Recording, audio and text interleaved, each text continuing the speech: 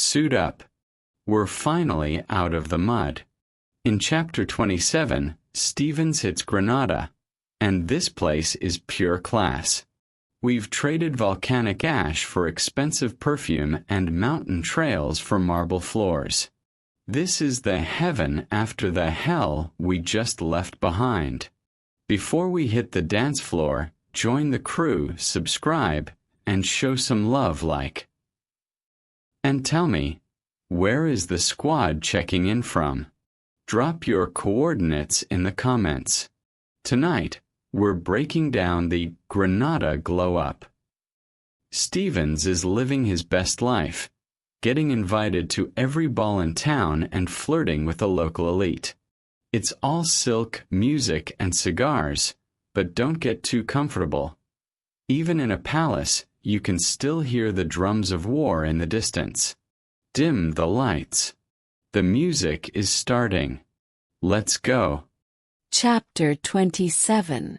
It was late in the afternoon when we returned to the convent.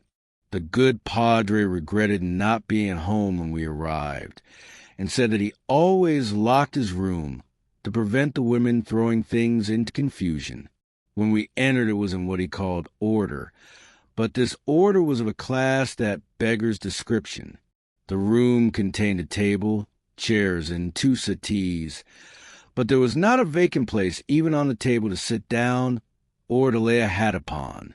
Every spot was encumbered with articles, of which were bottles, a cruet of mustard, and another of oil, bones, cups, plates, sauceboat, a large lump of sugar, a paper of salt, minerals and large stones, shells, pieces of pottery, skulls, bones, cheese, books, and manuscripts formed part. On a shelf over his bed were 2 stuffed quezals, the royal bird of Quiché, the most beautiful that flies, so proud of its tail that it builds its nest with 2 openings, to pass in and out without turning, and whose plumes were not permitted to be used except by the royal family. Amid this confusion, a corner was cleared on the table for dinner. The conversation continued in the same unbroken stream of knowledge, research, sagacity, and satire on his part. Political matters were spoken of in whispers when any servants were in the rooms. A laugh was a comment upon everything, and in the evening we were deep in the mysteries of Indian history. Besides the Mexican or Aztec language, spoken by the Papil Indians along the coast of the Pacific, there are 24 dialects peculiar to Guatemala, though sometimes bearing such a strong resemblance in some of their idioms that the Indians of one tribe can understand each other. In general, the Padres, after years of residence, can only speak the language of the tribe among which they live. This diversity of languages had seemed to me an insuperable impediment in the way of any thorough investigation and study of Indian history and traditions. But the Cura, profound in everything that related to the Indians, told us that the Quiché was the parent tongue, and that by one familiar with it, the others are easily acquired. If this be true, a new and most interesting field of research is opened. During my whole journey, even at Guatemala, I had not been able to procure any grammar of an Indian language nor any manuscripts.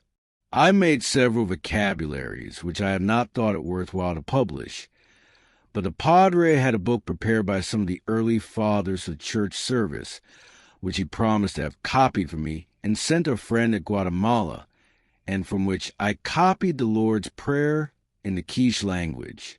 It is as follows: Kakahan chika lakoniitsa. Ikakstai zaxi me bila chipa tapakani, ahoremla chabana. Awamla waxel chiala chike, howda vlias quihexi kaban chika. Uakamic chiala. Chiki howda. Ioka. Zakala kimak quihexi kakazak bepka. Mag zemikim chiki. Moho estachkula maxicopag chapanda chibal. Mac zaneri kakolta la vanahelical chua chuko. Amen. I will add the following numerals, as taken from the same book.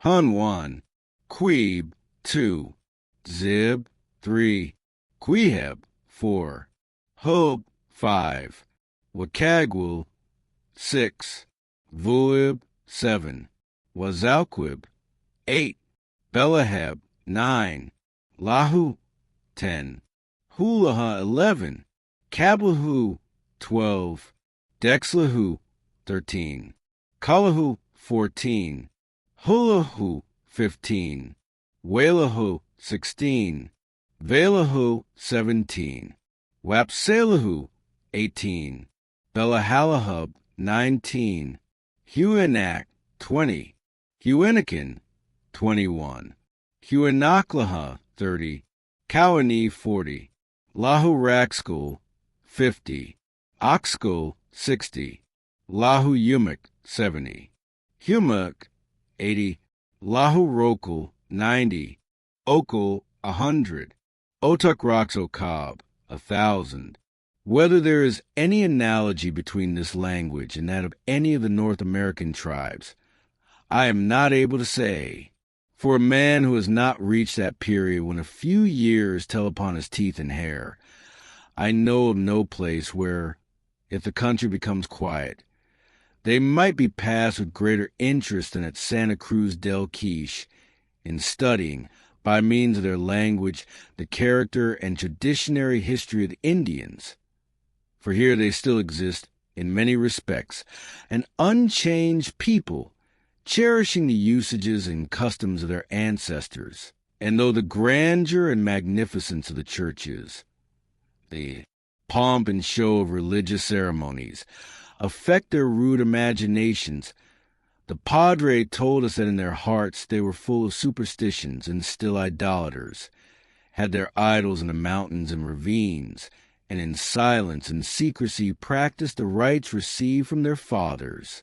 He was compelled to wink at them, and there was one proof which he saw every day. The church of Quiche stands east and west. On entering it for vespers, the Indians always bow to the west, in reverence to the setting sun. He told us, too, what requires confirmation, and what we were very curious to judge for ourselves, that in a cave near a neighboring village were skulls much larger than the natural size, and regarded with superstitious reverence by the Indians. He had seen them, and vouched for their gigantic dimensions. Once he placed a piece of money in the mouth of the cave, and a year afterwards found the money still lying in the same place. While, he said, it had been left on his table, it would have disappeared with the first Indian who entered. The Padre's whole manner was now changed. His keen satire and his laugh were gone. There was interest enough about the Indians to occupy the mind and excite the imagination of one who laughed at everything else in the world. And his enthusiasm, like his laugh, was infectious. Notwithstanding our haste to reach Palenque, we felt a strong desire to track them in the solitude of their mountains and deep ravines, and watch them in the observance of their idolatrous rites. But the Padre did not give us any encouragement. In fact, he opposed our remaining another day, even to visit the Cave of Skulls. He made no apology for hurrying us away. He lived in unbroken solitude in a monotonous routine of occupations, and the visit of a stranger was to him an event most welcome. But there was danger in our remaining. The Indians were in an inflammable state. They were already inquiring what we came there for, and he could not answer for our safety. In a few months, perhaps, the excitement might pass away and then we could return. He loved the subjects we took interest in, and would join us in all our expeditions and aid us with all his influence. And the Padre's knowledge was not confined to his own immediate neighborhood.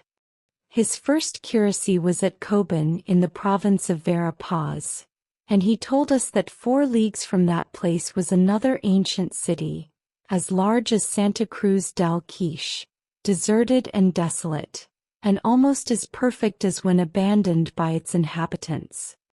He had wandered through its silent streets and over its gigantic buildings, and its palace was as entire as that of Quiché when he first saw it. This is within 200 miles of Guatemala, and in a district of country not disturbed by war. Yet with all our inquiries we had heard nothing of it. And now the information really grieved us. Going to the place would add 800 miles to our journey. Our plans were fixed, our time already limited. And in that wild country and its unsettled state, we had superstitious apprehensions that it was ominous to return. My impression, however, of the existence of such a city is most strong. I do most earnestly hope that some future traveler will visit it. He will not hear of it even at Guatemala, and perhaps will be told that it does not exist. Nevertheless, let him seek for it, and if he do find it, experience sensations which seldom fall to the lot of man. But the Padre told us more, something that increased our excitement to the highest pitch. On the other side of the great traversing range of Cordilleras lies the district of Verapaz, once called Tierra de Guerra, or Land of War, from the warlike character of its aboriginal inhabitants. 3 times the Spaniards were driven back in their attempts to conquer it. Las Casas, vicar of the convent of the Dominican order in the city of Guatemala, mourning over the bloodshed caused by what was called converting the Indians to Christianity, wrote a treatise to prove that divine providence had instituted the preaching of the gospel as the only means of conversion to the Christian faith, that war could not with justice be made upon those who had never committed any aggressions against Christians, and that to harass and destroy the Indians was to prevent the accomplishing of this desired object. This doctrine he preached from the pulpit and enforced in private assemblies. He was laughed at, ridiculed, and sneeringly advised to put his theory in practice.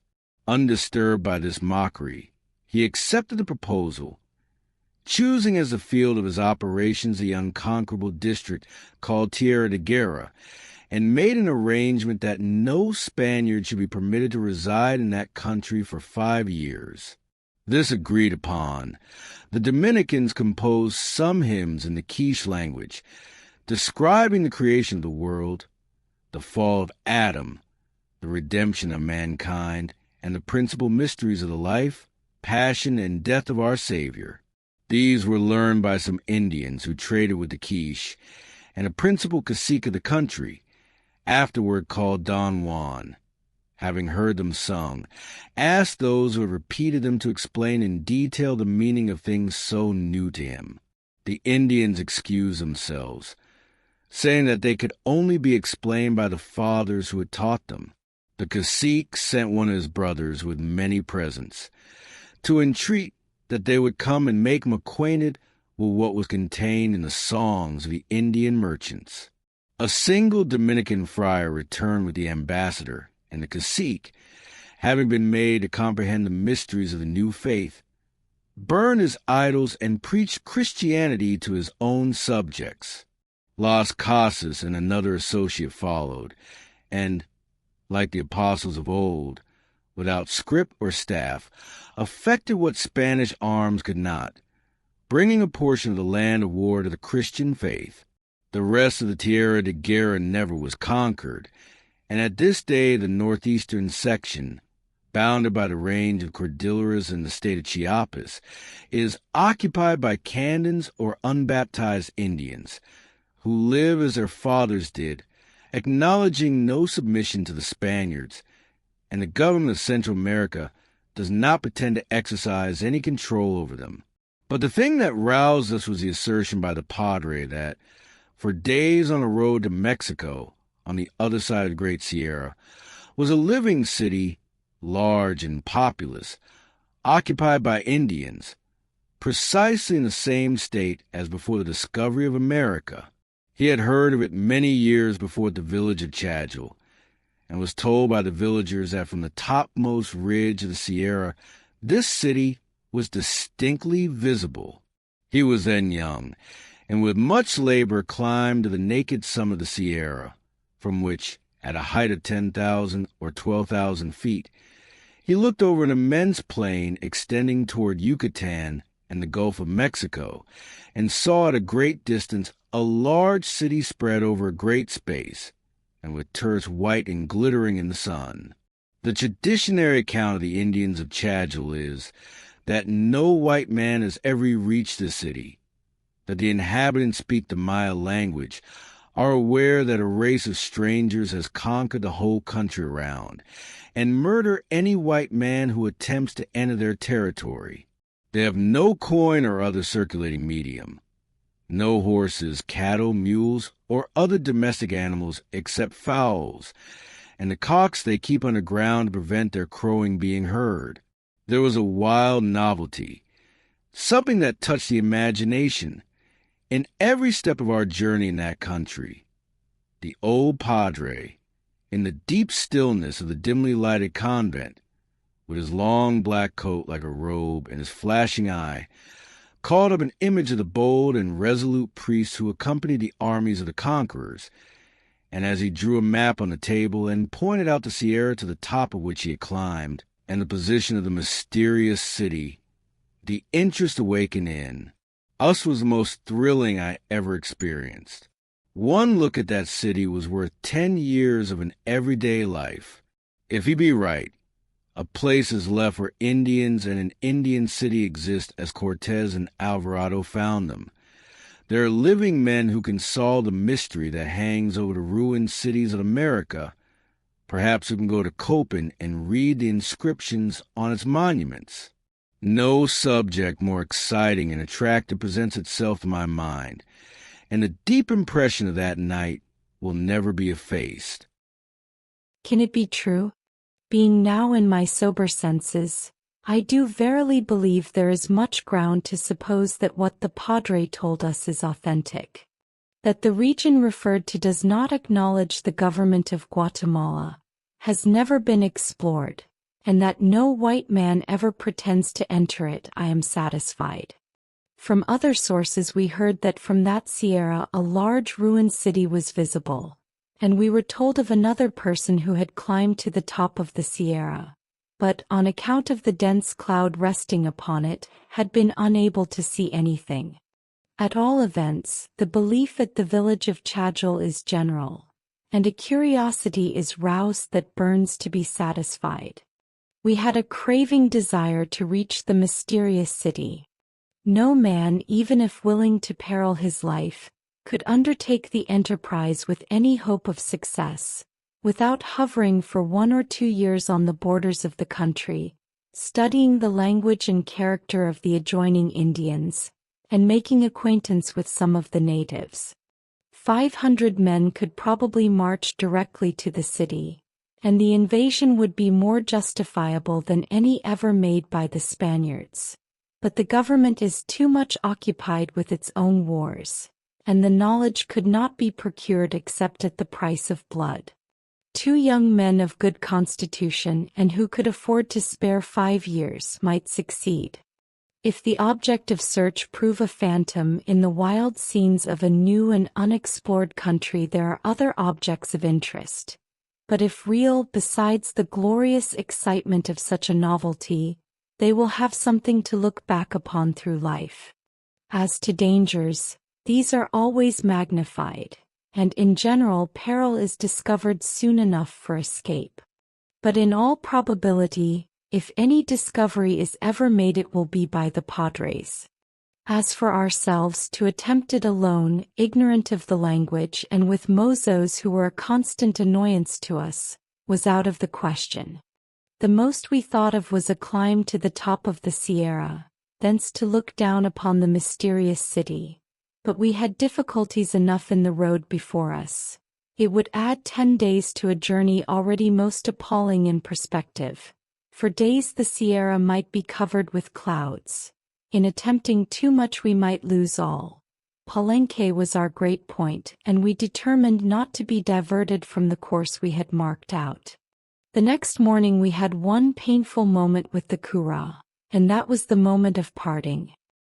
He was then calm and kind, his irresistible laugh and his enthusiasm all gone. We had one village to pass at which he told us the Indians were bad, for which reason he gave us a letter to the Juez, and in the kindness of his heart insisted on my accepting one of his beautiful Quezals. As this was Holy Week, we had great difficulty in procuring a guide. None of the Indians wished to leave the village, and the alcalde told an alguazil to take a man out of prison. After a parley with the inmates through the grating, one was selected but kept in confinement till the moment of starting. When the alguazil opened the door and let him out, our roll of luggage was put on his back and he set off. The battered soldier accompanied us a short distance, and Baban went before, carrying on a stick the royal bird of Quiché. Crossing the plain and the ravine on which the city stood, we ascended a mountain in the rear, commanding a magnificent view of the plain of Quiché, and descending on the other side at the distance of 2 leagues reached the village of San Pedro. A thatched church with a cross before it stood near the road, and the huts of the village were a little in the rear. The Padre had told us that the Indians of this place were Muy Malos, very bad, and as our guide, when he returned, had to be locked up in prison to avoid the necessity of stopping, we tried to induce him to continue. But he dropped his load at the foot of the cross, and ran back in such haste that he left behind his ragged chamar. The Juez was a mestizo who sent for the alcalde, and presently that worthy trotted down with 6 alguazils, marching in single file, all with wands in their hands and dressed in handsome cloth cloaks, the holiday costume for the Holy Week. We told them that we wanted a guide, and the whole 6 set off to look for one. In about 10 minutes they returned single file, exactly on the same trot as before, and said they could not find any. The whole week was holiday and no one wanted to leave home. I showed Carrera's passport and told the Juez he must go himself, or send one of his alguazils, and they set off again in pursuit. After waiting a little while, I walked to the top of a hill nearby, and saw them all seated below, apparently waiting for us to go. As soon as they saw me, they ran back in a body to repeat that they could not find a guide. I offered them double price, but they were immovable, and feeling rather uncertain what turn things might take, I talked largely of Carrera's vengeance, not contenting myself with turning them out of office, but taking off their heads at once. After a few moments' consultation they all rose quietly. One doffed his dignity and dress, the rest rolled up the cargo and, throwing it on his bare back, placed the band across his forehead and set him off on a run. We followed, the secretary begging me to write to Carrera that it was not through his fault we were kept waiting, and that he would have been my guide himself if I had not found another. At a short distance another alguazil, by a cross-cut, intercepted and relieved the first, and they ran so fast that on the rough road we could not keep up with them. The road was indeed rough and wild beyond all description, and very soon we reached another immense ravine, descended it, and commenced an ascent on the opposite side, which occupied 3 hours. Through openings in the woods we looked down precipices 1,000 or 2,000 feet deep, while the mountainside was still higher above us. The whole mountain was clothed with luxuriant vegetation, and though wanting the rocky, savage grandeur of alpine scenery, at every turn the view was sublime. As we climbed up we met a few Indians who could speak no language but their own, and reaching the top, saw a wretched spectacle of the beings made in God's image. A drunken Indian was lying on the ground, his face cut with machete and weltering in his blood, and a drunken woman was crying over him. Our Indians stopped and spoke to them, but we could not understand what they said. At about 3 o'clock we emerged from the woods, and very soon saw Totonicapan at a great distance and far below us, on a magnificent plain, with a high tableland behind it, a range of mountains springing from the table, and rising above them the volcano of Quezal. The town was spread over a large space, and the flat roofs of the houses seemed one huge covering, broken only by the steeple of the church. We descended the mountain to the banks of a beautiful stream, along which Indian women were washing, and following it, entered the town, and rode up to the house of the corridor, Don Jose Azmisha. Our luggage had arrived safely, and in a few minutes our men presented themselves to receive us. Much might be said of Totonicapin as the head of a department, and surrounded by mountains visible on all sides from the plaza, but I stopped only to record an event. All along, with the letters of corregidors, the passport Carrera, and the letter of the Archbishop, our road had been a sort of triumphal march. But at this place we dined, we had a dinner. The reader may remember that in Costa Rica I promised to offend but once more by referring to such a circumstance. That time has come, and I should consider myself an ingrate if I omitted to mention it. We were kept waiting perhaps 2 hours, and we had not eaten anything in more than 12. We had clambered over terrible mountains, and at 6 o'clock, on invitation, with hands and faces washed and in dress coats, sat down with the corregidor. Courses came regularly and in right succession. Servants were well trained, and our host did the honors as if he was used to the same thing every day. But it was not so with us. Like Writmaster Dougal Dalgety, we ate very fast and very long, on his principle deeming it the duty of every commander of a fortress, on all occasions which offer, to secure as much munition and vivres as their magazines can possibly hold. We were again on the line of Carrera's operations. The place was alive with apprehensions. White men were trembling for their lives, and I advised our host to leave the country and come to the United States. The next morning we breakfasted with him, and at 11 o'clock, while a procession was forming in the plaza, we started for Quetzaltenango, descended a ravine commanding at every point a beautiful view, ascended a mountain, from which we looked back upon the plain and town of Totonicapin, and on the top entered a magnificent plain, cultivated with cornfields and dotted with numerous flocks of sheep, the first we had seen in the country. On both sides of the road were hedges of gigantic aloes. In one place we counted upward of 200 in full bloom. In the middle of the plain, at the distance of 2.5 leagues, we crossed on a rude bridge of logs a broad river, memorable for the killed and wounded thrown into it in Alvarado's battle with the Quiché Indians, and called the River of Blood. 2 leagues beyond we came in sight of Quetzaltenango, standing at the foot of a great range of mountains, surmounted by a rent volcano constantly emitting smoke, and before a mountain ridge of lava, which, if it had taken its course toward the city, would have buried it like Herculaneum and Pompeii.